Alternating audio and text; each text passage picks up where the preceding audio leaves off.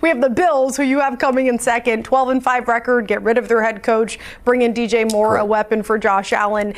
This is such a frustrating team for so many people because the talent's been there. Josh Allen's been so great, but they haven't been able to push through. They haven't been able to get over the top and get into the Super Bowl, and that's been the issue. And to me, this is the first year in many years that the Bills have a lot of questions. You talked about it, new head coach, new defensive coordinator. The defense was the issue last year, but schematic-wise, we're making a change, Emery, to a 3-4.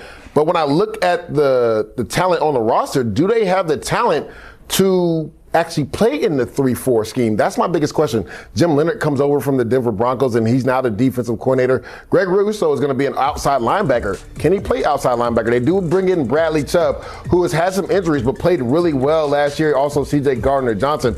But my question is, opposite of Christian Benford, who's going to be the starting quarterback? And the biggest concern for me is they lost their offensive line coach, Aaron Cromer. We talked about Jeff Stoutland and what he meant to the Eagles. Same can be said for Aaron Cromer and the Bills. There's a reason James Cook led the NFL in rush yards last year. It was because of that offensive line. So a lot of question marks. New head coach who's going to be calling the plays. He was there before, but also a new defense, and that was the struggle part for them last year.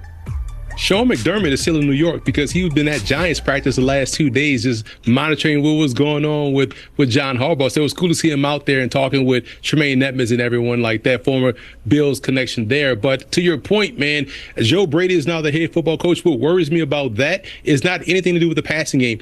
I used to hate when the Bills forgot to run the football. Because they forgot to run the football, that's why they didn't beat Kansas City a couple years ago in the AFC Championship game. James Cook is the straw that stirs that drink offensively, in addition with Josh Allen. But you can't forget the James Cook part. So I'll be interested to see how that plays out. And just when the defense started to play better up front, last year you're switching the front around. Now you have to wait and see. So I can understand why you have these guys too.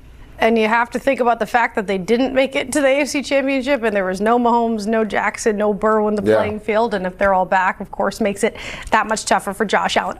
A situational situation feels like something that you would see on like a dating website of someone who's really not that interested.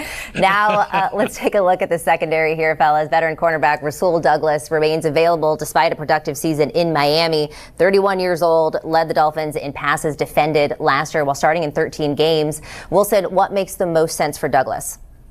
I'm going to send them to New Orleans. They lost Alante Taylor in free agency. They have Kool-Aid McKinstry, who's a really good young player, but they do have questions at the other cornerback position where Quincy Riley is currently listed as the starter, the second-year player. I think Rasul Douglas gives you a veteran presence. He's big, he's long, he's physical. You talked about the PBUs last year, and he sort of revitalized his career a few years ago when he came back onto the scene, and he's bounced around a little bit, but he is essentially a gun for hire. You bring him in for a year, see what that defensive back room looks like, and then you go from there. But this team is poised to win the division in part because they have their quarterback and their second-year coach in Kellen Moore, but also because the NFC South is perpetually wide open. So Rasul Douglas headed down to New Orleans to help out that secondary.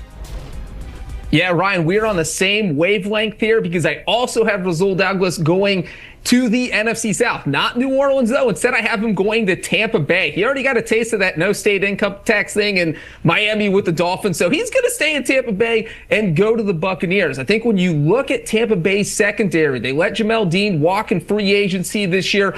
They have Zion McCollum there on one side, but when you look at the other side of who's going to be that other starting cornerback, they have a couple young guys, Benjamin Morrison, Jacob Parrish. So they have guys battling for that spot, but I'm not sure they have anyone that Todd Bowles is going to be able to fully trust. So when you're in a situation like that, you bring in Rasul Douglas for 1 year. You have that veteran who can kind of teach those guys, kind of walk them through, make the secondary room better. So I think that's the kind of player you want, and I think Douglas would be a good fit in Tampa Bay. What if Rasul Douglas would not return to Buffalo just to cover receivers? What if he would return to make sure the Bills' defense still knows how to communicate when everything starts moving too fast? Bills Mafia, think about this differently. This is not just about interceptions. This is not just about adding another corner. This is about keeping the defense connected when the stadium is shaking. The offense goes no huddle, receivers start moving before the snap, and 1 second of confusion can become 7 points. Rasul Douglas would not just bring experience back to Buffalo, he could bring clarity when the defense starts hearing too much noise. Here is where people miss the point. Big games are not always lost because one defender was not talented enough. Sometimes they are lost because two defenders saw the same formation differently. The corner expected inside help, the safety expected a switch, the linebacker reacted late to motion. One player carried the route while another passed it off. Then suddenly, somebody is running free. Bills Mafia knows that feeling. 3rd and long, Highmark Stadium is exploding. The defense appears ready to get off the field, and then one communication mistake opens the entire play. The frustration is not that Buffalo did not compete. The frustration is that the defense did not see the same picture. Buffalo does not need more defensive panic. Buffalo needs someone who can slow the game down for everyone else. That is where Rasul becomes interesting. Not as a savior, not as a corner Buffalo asks to erase every elite receiver by himself, but as a defensive translator, a veteran who can turn the coach's plan into fast decisions on the field. Motion comes across, call it out. The offense shifts into a bunch formation, clarify the coverage. A rub route is coming, alert the defender beside you. The quarterback is changing the tempo, keep everybody aligned. The Bills do not only need corners who can run, they need corners who can see the play before it becomes a problem. And when one veteran sees it clearly, everybody else plays faster. The safety can drive downhill without hesitation. The linebacker can attack instead of waiting. The young corner knows whether to switch or carry. The pass rush gets another half second because the coverage doesn't break immediately. Sometimes, the most important play a corner makes is the throw the quarterback decides not to attempt. Picture a late-season game at Highmark. The opponent speeds up, a receiver goes in motion. The offense is trying to create confusion before Buffalo can communicate. Rasul points, calls the adjustment, moves the safety. The ball is snapped, nobody is open. The quarterback holds it, the pocket closes, Buffalo gets off the field. Rasul would not only appear at the end of that play, he would help the correct play happen from the beginning. That changes the entire picture. And that matters during a defensive transition. New responsibilities, evolving coverages, younger players earning snaps, different pressure ideas. All of it creates opportunity, but it also creates hesitation. Against intelligent AFC offenses, hesitation is dangerous. 1 second of uncertainty can become a touchdown before the crowd even understands what went wrong. Rasul can help reduce those moments. Now, let's be honest.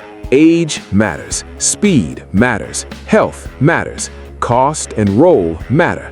Buffalo should not ask him to be the entire secondary. He would not fix every matchup or erase every defensive concern. The ideal role might be more specific: veteran rotation corner, physical coverage option, communicator, mentor, and situational defender from major AFC games. Rasul does not have to be the entire answer. He only has to keep Buffalo from asking the same defensive questions every January. If the price is reasonable and the role is clear, this could be one of those moves that looks quiet in June, but becomes valuable when the game gets loud in January. Not because Rasul guarantees interceptions, but because he could help Buffalo eliminate confusion before confusion turns into disaster. Bills Mafia, does Buffalo need another flashy name, or does this defense need a veteran like Rasul Douglas who can make everyone around him play faster and think less? Tell me whether the Bills should bring Rasul back. Hit the like button and subscribe to Buffalo Blitz Report for daily Bills news, rumors, and reactions.